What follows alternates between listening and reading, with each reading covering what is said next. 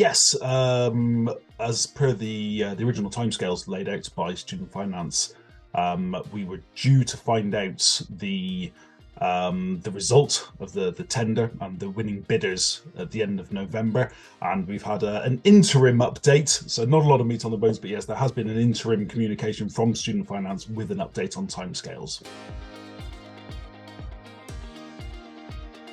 Yeah, it's not a huge amount of information being provided at this stage. Mostly, it's a holding message and an update on the timescales. The new timescale for the next part of the announcement is early December. There was no reason given for the date moving from November to December. But that said, there was an interesting line in there have been two communications, and one of the communications references influences outside of their control. So obviously, with the current financial situation in the UK and government spending pressures and the pressures to save money, I think there's potentially an acknowledgement there that there are going to be circumstances that will sort of prevent them maybe, or change maybe, what their original intention was. So yeah, there were two messages sent out. One was to the bidders with that update. The second was to the sector for dissemination. Largely, they were the same message. The significant difference between the two messages, and one on which we are waiting to receive clarification at this stage, is the actual go live date for the winning bidders. One message references Q1 2023, so January. The other references academic year Q1 2023, which by most people's interpretation would be September, October. So yeah, there's quite a big sort of variance there in timescales.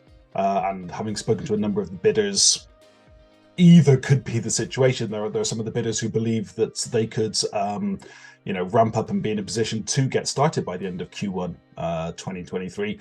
There are others who do want that sort of 6, 7, 8 months in which to put the procedures and the policies, the training, the infrastructure, the systems in place, so they would prefer to go live for the start of the new academic year.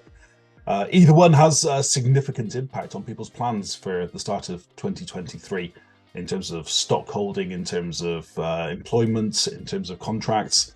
Either has a big difference in their application, so it'd be crucial for the bidders to find that piece of information out as soon as possible. So we've been told, according to both those updates, that the next full update will be, slightly vaguely, the start of December. Early December is the best estimate we've got at the moment.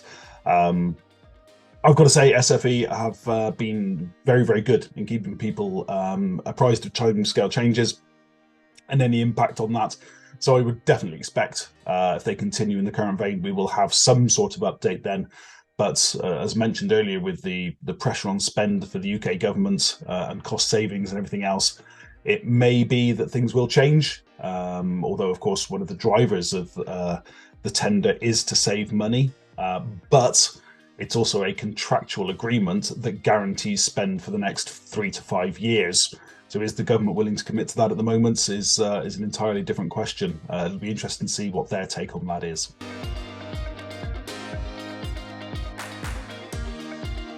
We certainly will. Yeah, this is just an interim sort of update for those people who were expecting further information before the end of November. So we thought we'd just provide this brief update on what we do know.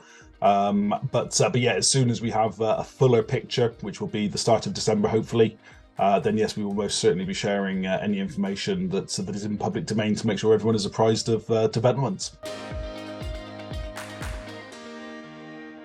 Please click on the link at the end of this video if you'd like to receive further updates from us, and also follow our LinkedIn channels and sign up to our newsletters, where we'll be providing all the latest information that we can glean from the sector.